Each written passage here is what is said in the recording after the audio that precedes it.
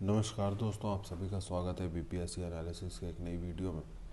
आज हम लोग बात करने वाले हैं 16 दिसंबर के जो करंट अफेयर्स हैं उनको एमसीक्यू फॉर्म्स में और कुछ करंट अफेयर्स स्टेटमेंट फॉर्म में हैं, तो उन पे बात करेंगे। 10 एमसीक्यूज़ हैं और कुछ स्टेटमेंट्स हैं। तो चलिए वीडियो को शुरू करते हैं। उससे पहले मैं आपको एक जानकारी दे देना चाहता हूँ कि कुछ बच्चों के मैसेजेस आए थे मेरे पास और कमेंट बॉक्स में भी उन्होंने कमेंट किया था कि ये मैं आप लोगों को अवेलेबल हिंदी में भी करवा दूँ। तो देखिए, मैं एक चीज़ आप लोगों से बताना चाहता हूँ। मैं कोशिश तो करूँगा कि जल्द से जल्द इसको हिंदी में अवेलेबल करा दूँ, लेकिन एक चीज़ मैं आपसे बताता हूँ कि जितने भी हिंदी मीडियम के विद्यार्थी हैं, वो अगर आप लोग एक बात समझे, ये अभी आपका कोई टेस्ट नहीं हो रहा है, अभी फ़िलहाल आपका कोई एग्ज़ाम नहीं हो रहा है, और अभी बस आप एक लर्निंग प्रोसेस में हो। इस वीडियो से आप कुछ चीज़ें सीखोगे, कुछ बातें जानोगे। तो अगर ये वीडियो इंग्लिश में है और आप क्योंकि मैं हिंदी में ही बोल रहा हूँ, सारी चीज़ें मैं हिंदी में बताता चलता हूँ साथ में, और इंग्लिश में ही लिखा हुआ है। तो आप इस वीडियो के माध्यम से जो 10 एमसीक्यूज़ हैं वो तो सीख ही रहे हो, उसके अलावा जो सारे डेली के करंट अफेयर्स एमसीक्यूज़ हैं और बाकी चीज़ें वो तो आप सीख ही रहे हो। साथ के साथ अगर आप इंग्लिश के भी 2 4 5 शब्द अगर सीख जाते हो 10 मिनट की वीडियो में, तो मेरे ख्याल से ये आपके लिए लाभदायक ही होगा आने वाले समय के लिए और आने वाले एग्जामिनेशंस के लिए। तो कोशिश कीजिए, अगर जो चीज़ आपको नहीं समझ में आती है, मैं भी कोशिश करूँगा कि इसको हिंदी में प्रोवाइड करूँ, लेकिन फॉर द टाइम बिंग जब तक ये नहीं हो पा रहा है तब तक कोशिश कर आप लोग करिए कि इससे सीखिए, क्योंकि इसमें आपका फ़ायदा ही होगा, नुकसान कुछ होगा नहीं। अगर 2 शब्द आप इंग्लिश के भी सीख जाते हैं सुबह में तो इससे कोई नुकसान नहीं है। तो चलिए वीडियो को लेट ना करते हुए वीडियो शुरू करते हैं। पहला क्वेश्चन है 25th east zonal council meet कहाँ पे होगा। तो ये मीट ऑर्गेनाइज कराया जा रहा है कोलकाता में, और इसको प्रिसाइड करेंगे अमित शाह जी, और बिहार से इसको अटेंड करने जाएंगे विजय कुमार चौधरी जी। दूसरे क्वेश्चन पे चलते हैं। Where in Bihar APJ Abdul Kalam science city will be open. तो इसका जवाब है पटना में। पटना में ये ओपन हो रहा है। इसका कंस्ट्रक्शन शाहपुर जी पालन जी एक कंपनी है वो करवा रही है, और 2023 मई तक इसका टारगेट है इसको कंप्लीट करने का। ये पटना में हो रहा है। तीसरे क्वेश्चन पे चलते हैं। Who is the new prime minister of Ireland. तो new prime minister of Ireland है लियो वराडकर। ये सेकंड टाइम आयरलैंड के प्राइम मिनिस्टर बने हैं। इसके अलावा जितने भी नाम दिए गए हैं, काला काजस ये इस्टोनिया की हैं, जॉर्जिया मेलोनी ये इटली की हैं, मार्था कुम ये जस्टिस पहली जस्टिस बनी है कीनिया की। चौथे क्वेश्चन पे चलते हैं। Which is India's largest airline. तो इसका बहुत आसान क्वेश्चन है, बहुत आसान जवाब। इंडिगो है इंडिया का लार्जेस्ट एयरलाइन ट्रैफिक वाइज, मतलब कि जितने ज़्यादा लोगों को ये एक दिन में सर्विस प्रोवाइड करती है उस लहजे से। पांचवें क्वेश्चन पे चलते हैं। Which Indian has displaced Usain bolt in global interest chart. कौन सा ऐसा भारतीय है जिन्होंने हुसैन बोल्ट को भी पीछे छोड़ दिया है ग्लोबल इंटरेस्ट चार्ट में। तो ऑप्शंस दिए गए हैं। डी गुकेश, स्मृति मंधाना, नीरज चोपड़ा, विराट कोहली। तो इसका आंसर होगा नीरज चोपड़ा। विराट कोहली इंडियन टीम के क्रिकेट टीम के प्लेयर हैं। Smriti Mandhana Indian women's team की प्लेयर हैं। नीरज चोपड़ा सभी जानते हो, इंडियन में जैवलिन थ्रो में गोल्ड मेडल दिलाया था 87.58 मीटर्स का थ्रो फेंक के। फिर अभी अमेरिका में डायमंड जुबली लीग में भी सिल्वर दिलवाया। और डी गुकेश पहले प्लेयर बने जिन्होंने मैग्नस कार्लसन को 2 बार हराया है। तो ये इंडियन है, चेस प्लेयर है डी गुकेश। अगले क्वेश्चन पे चलते हैं। What has now become the lowest score in T20। तो अभी लोएस्ट स्कोर कल ही के एक क्रिकेट मैच में T20 मैचेस में 15 रन पे ऑल आउट हुई है टीम। ये match Sydney thunder versus Adelaide striker के बीच में चल रहा था। ये बिग बैश लीग है, एक आईपीएल की तरह ये लीग है। ये ऑस्ट्रेलिया में आयोजित कराई जाती है, और अभी तक भारतीय मूल के सिर्फ एक खिलाड़ी बिग बैश लीग में रिप्रेजेंट किए हैं। उनका नाम है उन्मुख चंद, और वो मेलबोर्न रेनिग्रेड्स नाम की टीम है उसमें खेलते हैं।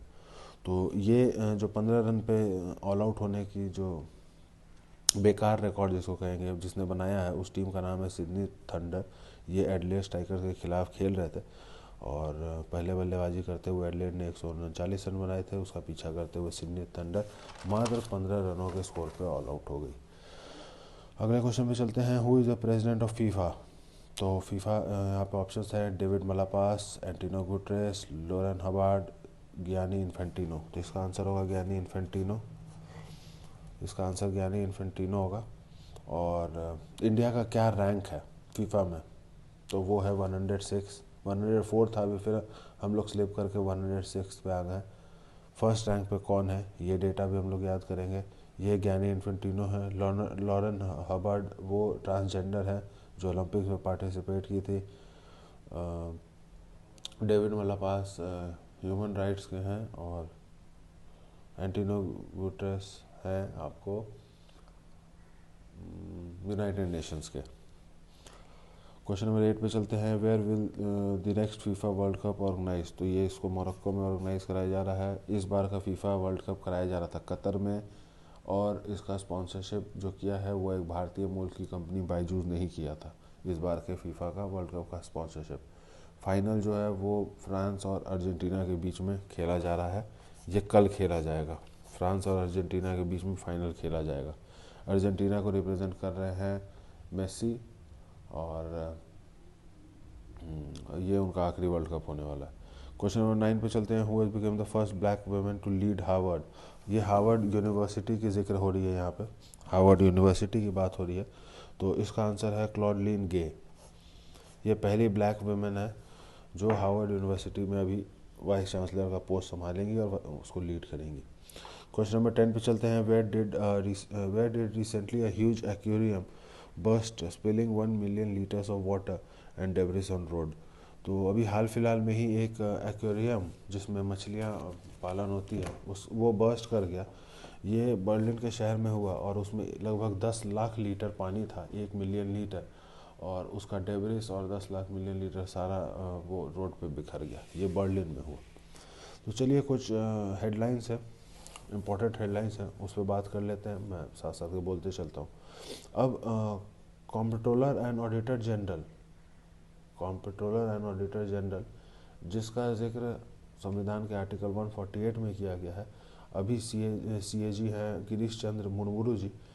तो इनके यहाँ से रिपोर्ट आई है कि हमारे यहाँ बिहार में एम्बुलेंस, कार्स, ऑटो रिक्शास को यूज़ किया जा रहा है बालू की तस्करी में। बालू की तस्करी में एम्बुलेंस को यूज़ किया जा रहा है, गाड़ियों को यूज़ किया जा रहा है, ऑटो रिक्शास को यूज़ किया जा रहा है बालू की तस्करी में। ये अगर कैग शराबबंदी की रिपोर्ट निकालती है तो कुछ ऐसा ही माजरा उसमें भी देखने को मिलेगा हमें। फिर अगले न्यूज़ पे चलते हैं। भारत रजिस्ट्रेशन अब ओपन कर दिया गया है पुरानी व्हीकल्स के लिए भी। पहले ये BH रजिस्ट्रेशन जो ऑल इंडिया रजिस्ट्रेशन होता है ये सिर्फ न्यू व्हीकल्स पे किया जा रहा था, बट अब इसको पुरानी व्हीकल्स पे भी कर दिया गया है। अगले क्वेश्चन पे चलते हैं। लिंकिंग वोटर क्वेश्चन कर रहा हूँ, अगले उस पर चलते हैं न्यूज़ पे। Linking voter ID and Aadhaar card not a must, ऐसा सरकार के द्वारा गाइडलाइन आई है। क्यों? क्योंकि बहुत सारे प्रिवेसी इश्यूज आ रहे थे आधार कार्ड में, जैसे फिंगरप्रिंट हो गया, आइरिस स्कैन हो गया और बहुत सारी चीज़ें। तो लिंकिंग वोटर आईडी को लिंक करना और आधार को लिंक करना मैंडेटरी नहीं है। ये भारत सरकार की तरफ से ये गाइडलाइन जारी की गई है।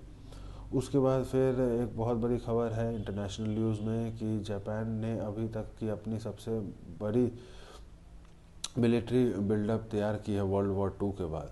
अब आप सबको मालूम होगा कि 1941 में जापान ने अटैक कर दिया था पर्ल हार्बर पे। उसके बाद फिर नागासाकी और हिरोशिमा जैसी चीज़ें हुई थी। फिर जापान ने अपने आप को पुल आउट कर दिया था वर्ल्ड वॉर 2 से।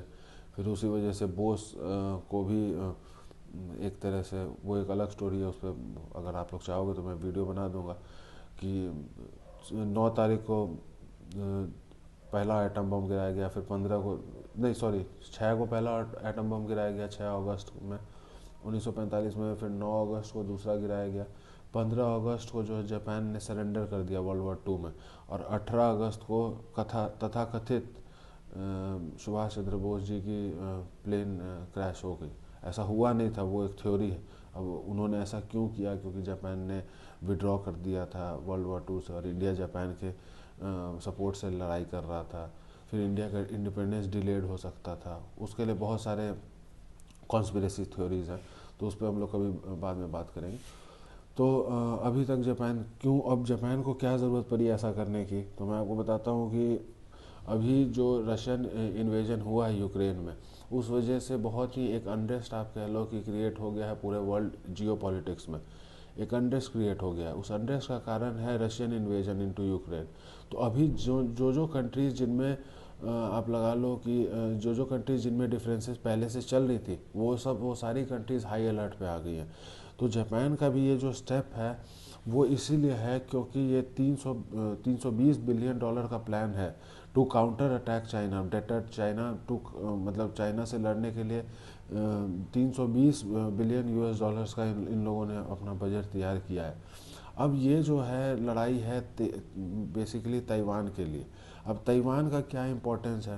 ताइवान का इम्पोर्टेंस है क्योंकि वहाँ से सप्लाई है सेमीकंडक्टर्स का।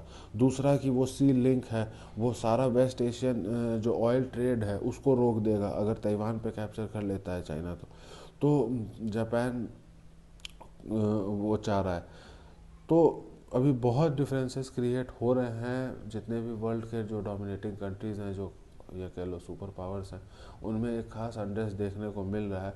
और बहुत सारे ऐसे कंडीशंस हैं, फ्रिक्शन है जो क्रिएट हो रही है आपस में, और वर्ल्ड वॉर 3 के भी आसार नज़र आ रहे हैं। तो उस पर भी मैंने एक नोट्स बनाई है, वो वीडियो मैं अपलोड करूँगा, आप लोग देखना अगर आप लोगों को मेंस आंसर राइटिंग के लिए वो ज़रूरी होगा। फिर अगले क्वेश्चन पे चलते हैं। Budget this year will follow the spirit of earlier ones, ऐसा फाइनेंस मिनिस्टर निर्मला सीतारमन जी ने कहा है कि पुराने ही लाइंस पे हम लोग फॉलो करेंगे, उसी तरीके पे हम लोग इस वाले बजट को भी प्रस्तुत करेंगे। Andy Murray, world former number 1, donates all his seasons earning to help Ukraine fight against Russian invasion. तो एंडी मुरे ने अपने सारे कमाई, पिछले 1 साल की जो सीज़न की कमाई थी, वो डोनेट कर दिया है यूक्रेन को। और एक और रशिया और यूक्रेन के युद्ध में एक और बहुत बड़ा स्टेटमेंट ये आ रहा है कि प्राइम मिनिस्टर मोदी ने पुतिन से बोला है कि dialogue is the only way to resolve this issue between Russia and Ukraine. तो ये एडवाइस प्राइम मिनिस्टर मोदी ने दी है पुतिन को।